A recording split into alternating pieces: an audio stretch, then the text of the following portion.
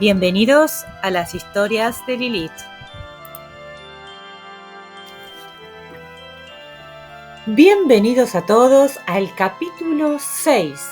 Ya hemos pasado un montón de aventuras y misterios en esta historia del gran dios Pan y nos acercamos cada vez más a el final. Así que no perdamos más tiempo y comencemos. Capítulo 7. Encuentros en el Soho.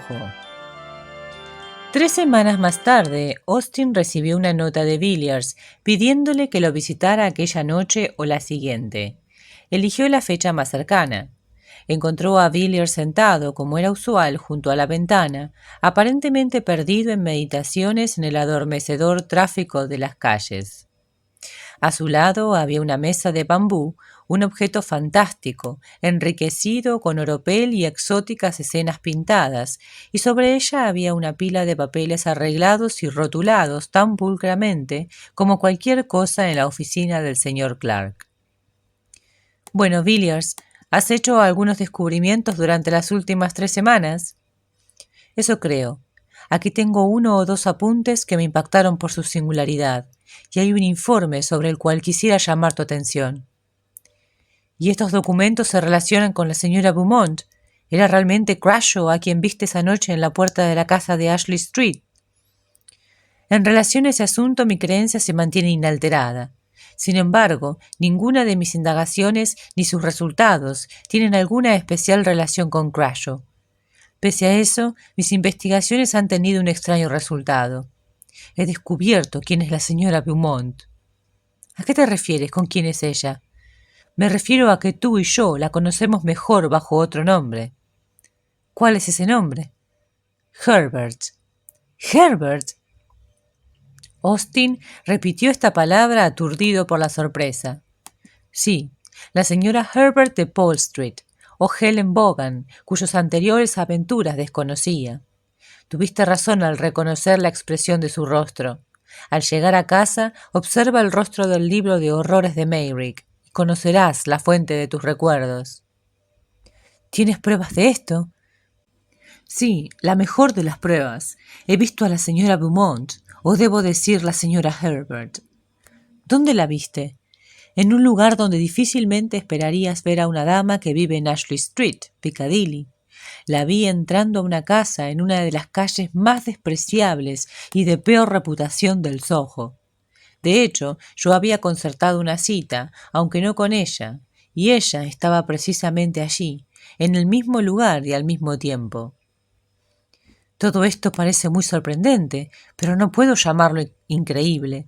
Debes recordar, Villiers, que yo he visto a esta mujer en la corriente aventura de la sociedad londinense, conversando y riéndose, sorbiendo su café en un salón común y corriente, con gente común y corriente.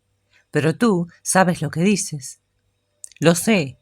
No me he permitido ser guiado por conjeturas ni fantasías. No era con la intención de descubrir a Helen Bogan que buscaba a la señora Beaumont en las oscuras aguas de la vida londinense. Sin embargo, ese ha sido el resultado». «Debes haber estado en lugares extraños, Villiers». «Sí, he estado en lugares bastante extraños. Como sabes, hubiera sido inútil dirigirme a Ashley Street y haberle pedido a la señora Beaumont que me hiciera un corto esbozo de su historia pasada. No, asumiendo que, como tuve que asumir, sus antecedentes no eran de los más limpios, era bastante seguro que en algún período pasado debió haberse movido en círculos no tan refinados como los actuales. Si ves lodo en la superficie del arroyo, puedes estar seguro que alguna vez estuvo en el fondo. Y yo fui al fondo. Siempre me he sido aficionado a sumergirme en las casas extrañas por placer, y me di cuenta que mi conocimiento de la localidad y sus habitantes me era muy útil. Tal vez sea innecesario mencionar que mis amigos jamás habían escuchado el apellido Beaumont, y como yo jamás había visto a la dama y no podía dar su descripción, tuve que ponerme a trabajar de una manera indirecta. La gente del lugar me conoce. Eventualmente he podido prestarles algún servicio, así que no pusieron ninguna dificultad en darme su información. Estaban conscientes que yo no tenía ninguna comunicación directa o indirecta con Scotland Yard. Sin embargo, tuve que eliminar una buena cantidad de líneas antes de obtener lo que quería. Y cuando pesqué el pez, no pensé ni por un momento que ese era mi pez.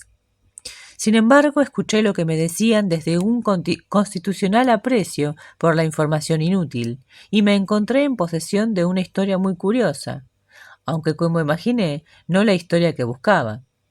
Resultó ser lo siguiente. Aproximadamente 5 o 6 años atrás, una mujer de apellido Raymond apareció repentinamente en el barrio al que me refiero.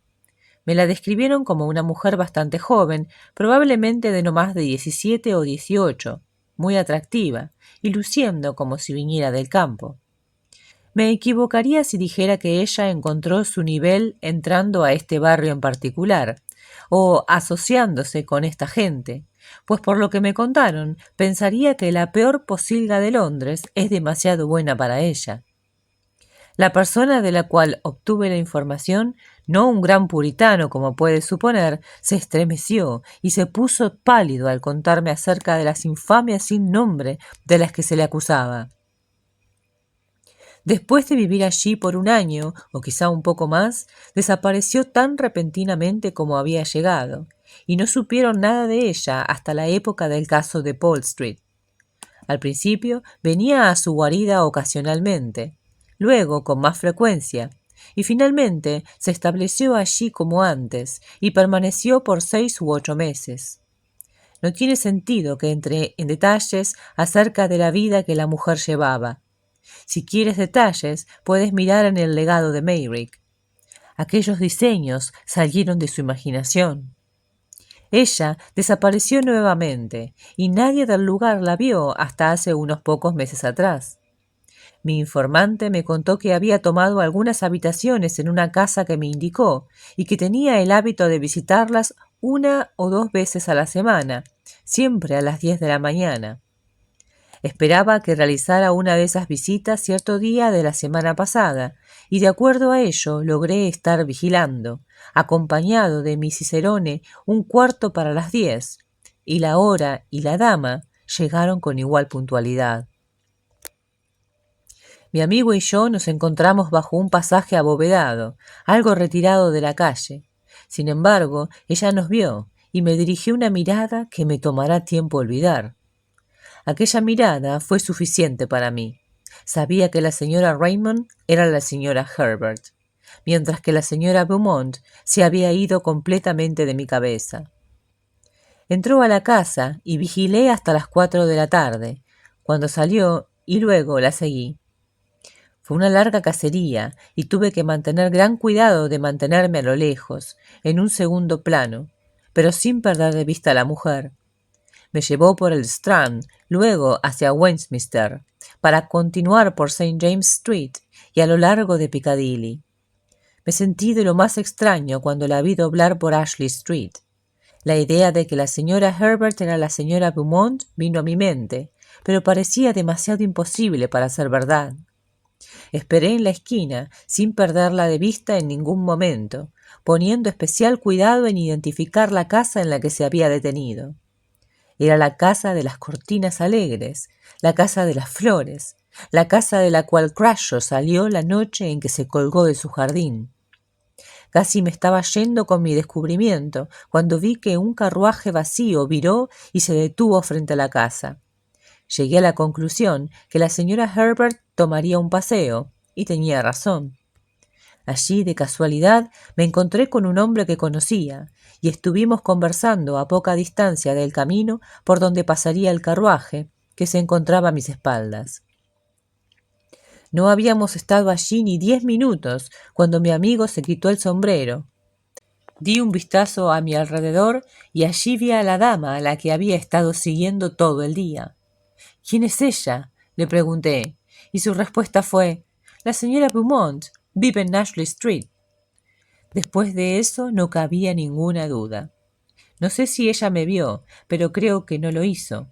Inmediatamente regresé a casa y, considerándolo, pensé que tenía un caso suficientemente bueno como para presentarme donde Clark. ¿Por qué donde Clark? Porque estoy seguro de que Clark conoce hechos acerca de esta mujer, hechos de los que yo no sé nada. Bueno, ¿qué pasó entonces? El señor Villiers se reclinó en su butaca y miró a Austin reflexivamente un momento antes de contestar su pregunta. Mi idea era que Clark y yo deberíamos visitar a la señora Beaumont. ¿Jamás irías a una casa como esa? No, no, Villiers, no puedes hacerlo. Además, considera qué resultado... Pronto te lo diré. Pero iba a decirte que mi información no terminaba aquí, sino que fue completada de una forma extraordinaria. Mira este lindo paquetito manuscrito. Está compaginado, como ves, y tuve que perdonar la atenta coquetería de una banda de cinta roja. ¿Cierto que tiene un aire casi legal? Desliza tus ojos por él, Austin. Es la relación de las diversiones que la señora Beaumont prodigaba a sus invitados favoritos. El hombre que escribió esto escapó con vida, pero pienso que no vivirá muchos años. Los doctores le han dicho que debe haber sufrido algún severo impacto nervioso. Austin cogió el manuscrito, pero nunca lo leyó. Al abrir sus elegantes páginas al azar, su mirada fue atrapada por una palabra y una frase que le seguían. Y angustiado, con los labios pálidos y un sudor frío corriendo como agua por sus sienes, arrojó los papeles al suelo. Llévatelo, Villiers. Nunca menciones esto nuevamente. Estás hecho de piedra, hombre, porque ni el temor ni el horror de la misma muerte, ni los pensamientos del hombre que se encuentran en el aire punzante de la mañana sobre la oscura plataforma, condenado, escuchando el tañido de las campanas, esperando que el severo rayo retumbe, no son nada comparados con esto. No lo leeré, y jamás podré conciliar el sueño. Muy bien, puedo imaginarme lo que viste. Sí, es lo suficientemente horrible. Pero después de todo, es una vieja historia, un antiguo misterio representado en nuestros días, en las oscuras calles de Londres, en vez de entre los viñedos y los jardines de olivos. Ambos sabemos lo que le ocurre a aquellos que llegan a conocer al gran dios Pan, y aquellos que son prudentes saben que todos los símbolos son símbolo de algo, no de nada.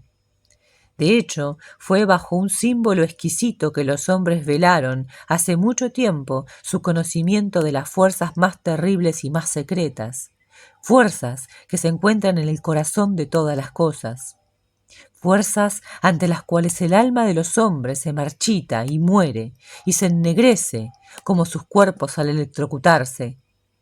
Tales fuerzas no pueden ser nombradas, no se puede hablar de ellas. No pueden ser imaginadas excepto bajo un velo y un símbolo que a la mayoría nos parece una imagen exótica y poética, mientras para otros es un disparate. De todos modos, tú y yo hemos conocido algo del terror que debe habitar en el secreto lugar de la vida, manifestado en carne humana, aquello que no tiene forma tomando para sí una forma. Oh, Austin, ¿cómo eso puede existir? ¿Cómo es que la misma luz del sol no se oscurece frente a esta cosa, ni la sólida tierra se derrite y hierve bajo tal carga? Villiers se movía de un lado a otro por la habitación y las gotas de sudor resaltaban en su frente. Austin se mantuvo en silencio por un rato. Sin embargo, Villiers lo vio realizando un signo sobre su pecho. Nuevamente te digo, Villiers, no serás capaz de entrar en una casa como esa. Jamás saldrías de ella con vida. Sí, Austin, saldré con vida. Y Clark conmigo. ¿A qué te refieres? No puedes, no te atreverías. Espera un momento. Esta mañana el aire estaba muy fresco y agradable. Soplaba una brisa, incluso por esta calle deprimente. Pensé entonces en dar un paseo. Piccadilly se extendía clara frente a mí. El sol destellaba sobre los carruajes y sobre las hojas temblorosas del parque. Era una mañana alegre. Los hombres y las mujeres miraban hacia el cielo y sonreían mientras se dirigían a su trabajo o a sus placeres, y el viento soplaba tan despreocupadamente como lo hace sobre las praderas y el aromático tojo. Pero de una u otra manera me alejé del bullicio y del alborozo. Me descubrí caminando lentamente a lo largo de una tranquila y oscura calle, donde parecía no existir la luz del sol ni el aire, y donde los pocos peatones vagabundeaban al caminar y merodeaban indecisos por las esquinas y las arcadas. Seguí caminando, sin saber realmente hacia dónde me dirigía o qué estaba haciendo allí, mas me sentía empujado, como a veces uno se siente, a explorar aún más allá, con la vaga idea de alcanzar alguna meta desconocida. De esta forma avancé por la calle, notando el movimiento en la lechería y sorprendido por la incongruente mezcla de pipas de un penique, tabaco negro, dulces y canciones cómicas, de aquí y allá, se empujaban unas a otras en el reducido espacio de una sola ventana. Creo que un escalofrío que me recorrió repentinamente fue lo que en un principio me indicó que había encontrado lo que quería. Miré desde la acera y me detuve frente a un polvoriento negocio sobre el cual la inscripción se había borrado, donde los ladrillos de 200 años se habían tiznado, donde las ventanas habían acumulado el polvo de los innumerables inviernos. Vi lo que necesitaba. Sin embargo, creo que pasaron 5 minutos antes de que me calmara y pudiera entrar y pedir con una voz tranquila y un rostro impasible. Creo que aún así hubo un ligero temblor en mis palabras, pues el viejo que salió de la recepción, tambaleándose lentamente entre su mercancía, me observó de una manera extraña al envolverme el paquete. Le pagué lo que pedía y me mantuve inclinado sobre el mostrador con un extraño rechazo a tomar mi mercadería e irme. Le pregunté por el negocio y me enteré que las ventas no estaban buenas y que los beneficios habían bajado deprimentemente, que la calle no era la misma que antes de que el tráfico fuera desviado, pero eso había sido hace 40 años, justo antes que mi padre muriera, dijo. Finalmente me alejé y caminé solemnemente. Era realmente una calle lúgubre y estuve feliz de volver al bullicio y al ruido. ¿Quisieras ver mi adquisición? Austin no dijo nada, pero asintió suavemente con su cabeza. Aún se veía pálido y enfermo. Villiers abrió uno de los cajones de la mesa de bambú y le enseñó a Austin un largo rollo y cuerda, nueva y resistente, y en un extremo había un nudo corredizo. «Es la mejor cuerda de cáñamo», dijo Villiers, «tal como las que se hacían antes, según me dijo el hombre. Ni una sola pulgada de yuta de punta a cabo». Austin apretó los dientes y miró a Villiers, palideciendo cada vez más. «No deberías hacerlo», murmuró finalmente. «Por Dios, no te ensuciarías las manos con sangre», exclamó con una repentina vehemencia. «No hablas en serio, Villiers. Eso te convertiría en un verdugo». «No, ofreceré la opción. Dejaré a Helen Bogan sola con esta soga por 15 minutos en una habitación cerrada. Si cuando entre la cosa no está hecha, llamaré al policía más cercano. Eso es todo». «Debo irme. No puedo quedarme ni un minuto más. No puedo soportar esto. Buenas noches». «Buenas noches, Austin». La puerta se cerró, pero se abrió nuevamente en un momento. Austin estaba en la entrada, pálido y cadavérico. «Se me estaba olvidando», dijo, «que yo también tengo algo que contarte. Recibí una carta del doctor Hardon desde Buenos Aires. Me dice que él atendió a Mayrick durante los 3 meses anteriores a su muerte. Y menciona que se lo llevó a la tumba en la flor de su vida. ¿No fue la fiebre?» «No, no fue la fiebre. De acuerdo al doctor, fue un lapso total del sistema, probablemente causado por algún shock severo. Pero asegura que el paciente no le mencionó nada, por lo que se encontraba en cierta desventaja para tratar el caso». «¿Hay algo más?» «Sí. El doctor Harding concluye su carta diciendo: creo que esta es toda la información que puedo darle acerca de su pobre amigo. No estuvo mucho tiempo en Buenos Aires y casi no conocía a nadie, a excepción de una persona que no ostentaba el mejor de los caracteres y que desde entonces se ha marchado. Una tal señora Bogan». Llegando al final de la historia, vemos que cada vez se vuelve más enloquecedor todo, porque parece que no podemos escapar de la maldición de esta mujer. Todas las piezas van encajando poco a poco, gracias a Clark, que realmente conocía la historia, ¿no? Pero bueno, también a nuestro personaje principal, que fue quien, bueno, por curiosidad comenzó esta investigación. ¿Quién diría que lo llevaría a un misterio tan grande, no? Y bueno, ya nos queda un solo capítulo para descubrir y desvelar todo el secreto y ver cómo termina, ver qué sucede con esta terrible mujer y de dónde sale realmente. Así que mañana no se lo pierdan. Suscríbanse para recibir notificaciones del cuento que va a venir, de los capítulos también de mañana y de otros. Y además los invito a dejar un like si les gustó la historia. Muchísimas gracias. Nos vemos mañana.